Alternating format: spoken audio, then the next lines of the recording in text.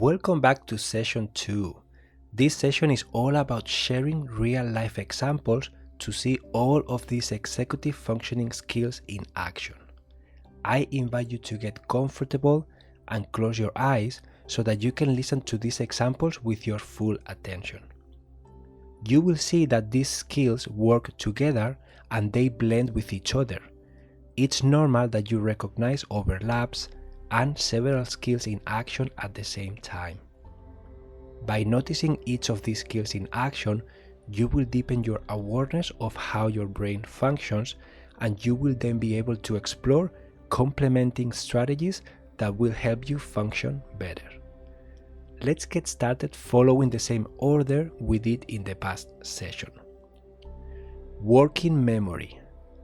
Some examples of this skill in action are remembering a person's address or phone number while talking to them, remembering a new person's name, remembering passwords, remembering to-dos and appointments, remembering instructions to do a specific task that you are not familiar with, or remembering directions to get to places.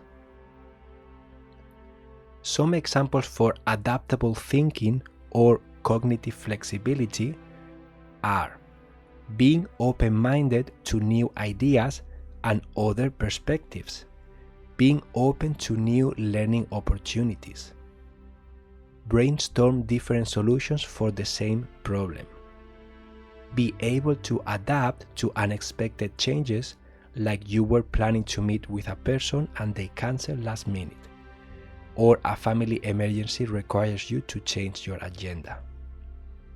Reading social cues and adjusting your behavior accordingly.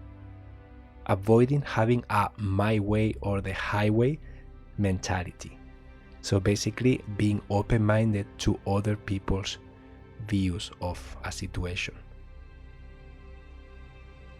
Some examples for metacognition are be able to reflect about your performance in a specific task and tweak your actions accordingly. Being aware of the best way for you to learn a new skill or to complete a specific task. Understand your limitations and find strategies to complement them, like using a journal to write down information so that you don't forget if your working memory is not really good. Remember that metacognition is thinking about how you think. It's being able to reflect about how you perform, the things that you need to tweak and change, and brainstorming different approaches for a future situation. Emotional self-regulation. Some examples for this skill are noticing what you feel and being able to name it. Notice how events and actions trigger feelings and emotions in you. Being able to control your reaction to events that trigger you.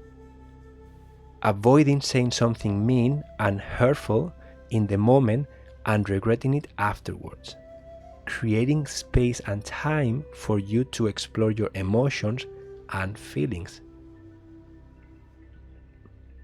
Practice self-care activities that help you feel better when you are feeling charged. You can practice meditation, mindfulness practices, you can go for a walk, you can find a self-care activity that will help you cope with those emotions, will help you give yourself space and time so that you can reflect, you can regulate that charge that you are having and maybe come back with a bit more awareness and more grounded.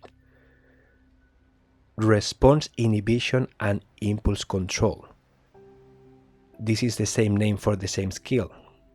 Some examples of this skill are ignoring distractions while completing a task, like putting your phone in silence, avoiding interrupting in conversations when you want to speak right away, not saying or doing something in the heat of the moment that you will regret afterwards, controlling your emotions while driving and being disturbed by other careless drivers, resisting the temptation of eating a delicious cake, or stop eating when you had enough, and not engaging in dangerous activities without thinking of the possible consequences. As you see, this skill is very connected with emotional self-regulation. Task initiation. Some examples for this skill are reminding yourself to get started doing a task that you plan to do, like meditating, going for a run, or reading a book. Being able to stop doing what you are currently doing and get started doing a new task that you planned on doing, like stopping working so that you can make dinner, stopping watching Netflix so that you can go to sleep, or timing how much time you spend doing a specific task when you need to be somewhere else at a specific time. If you need to be at a doctor's appointment at 11 a.m. and it takes you 30 minutes to get ready and drive there, you need to initiate this task of going to the doctor at 10:30 a.m. the latest. Motivation and how exciting or beneficial one activity is will also affect your task initiation skill. Attempting to do a big task all at once can also overwhelm you and affect your ability to start that task. Attention control and focus. A good example of attention control is your ability to set your attention to a new self-care activity that you want to include in your week, like reading more, doing meditation, going for a walk, cooking more, etc. And a good example for focus will be to be able to maintain your attention in that specific activity for the time that you intended to. So, if you set a goal of meditating for 15 minutes every day, your attention control will be your ability to shift your attention to that new activity so that you can get started and then focus your attention meditating for 15 minutes as you intended. As you see, several skills are working together here to make this activity a reality. In this specific example, you are using your attention control, your task initiation, and your focus at the same time. You may notice other executive functioning skills showing up too, depending on the specific situation you are analyzing. This is why being aware of the executive functioning skills on their own is helpful to start noticing which ones are working. This will allow you to start learning new strategies to help complement your skills when you are not able to achieve your desired outcome. Time management. Some examples for this skill are arriving on time to your appointments, using your time in a way that feels good to you, being able to create and protect time for things that are important to you, like self-care, exercise, cooking, spending time with a friend, spending time with your family, etc. Breaking big projects into manageable chunks that you can then schedule in your calendar easily. Being aware of passing time. Completing tasks. Some examples of this skill are completing tasks accordingly to specific standards, setting specific outcomes that are measurable, like by the end of this hour, I will have all my laundry washed, folded, and put away in my closet. Or creating a time limit for a task that doesn't require a specific outcome, like I am going to practice my guitar for 20 minutes, or I am going to spend 30 minutes reading my book. As you see, you can define what completing a task means to you by setting a specific intention, outcome, or time limit. Organization. Organization helps you keep track of things physically and mentally, It also helps you create structure and systems to be able to maintain order.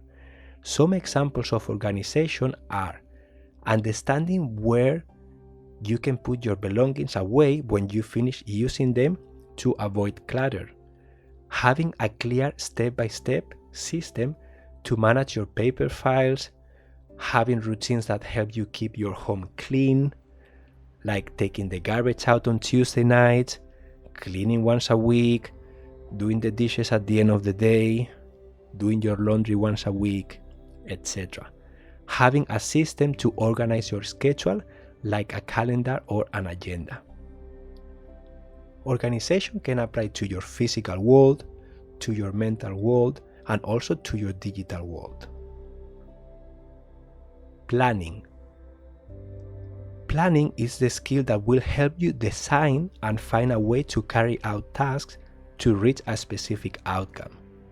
Some examples for this skill are planning the steps needed to do a renovation in your home, planning a vacation where you need to figure out accommodation, flights, food, activities, or planning a new product launch at work. As you see, planning can be applied to any area of your life, and this skill will work together with other skills. Sequencing. Sequencing is your ability to put tasks in the right order to be able to achieve your desired outcome.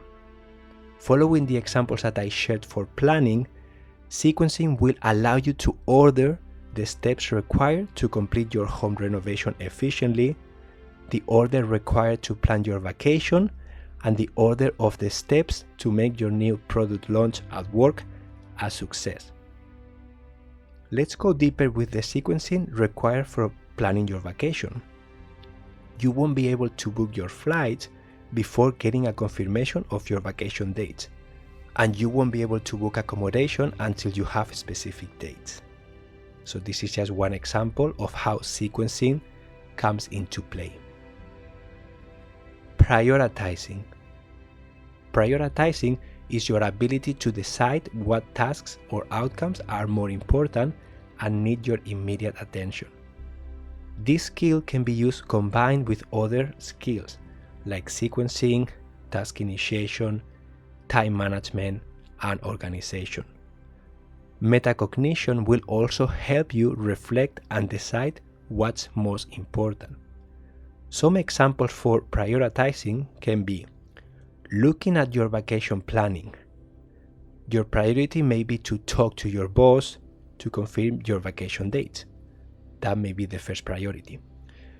Looking at your home renovations, your priority may be to contact a few contractors to get quotes and more information of steps needed and the length required to complete this renovation. Looking at your new product launch at work, your priority may be to set a meeting with your team to create a plan together. Taking a step back, you can also use your prioritizing skill to decide what to prioritize this week, or this evening, or this weekend. Maybe you want to prioritize moving forward with your work, or with your renovation plans, or finalizing your vacation plans. As you see, prioritizing can be applied to a very specific task and also can be used to decide what activity may be the most important now, today, this week, this month, or this year. Allowing time to connect with yourself, doing mindfulness activities or self-care activities can help you gain clarity and decide your priorities with more intention. Transitioning or shifting your attention. Transitioning or shifting is your ability to move intentionally from task to task, allowing yourself enough buffer time to get ready physically, mentally, and emotionally. Some examples for this skill are shifting from work to coming home, shifting from being a dad or a mom, spending time with your kids, into being a manager at your work, shifting from cooking a meal into sitting down at your desk and paying bills. When you transition from activity to activity, you may need to shift your physical, mental, and emotional energy to adjust into the new needs.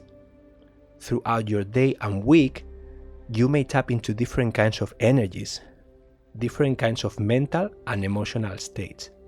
Noticing these energies in yourself will allow you to transition more easily and to learn to understand your body and your mind better.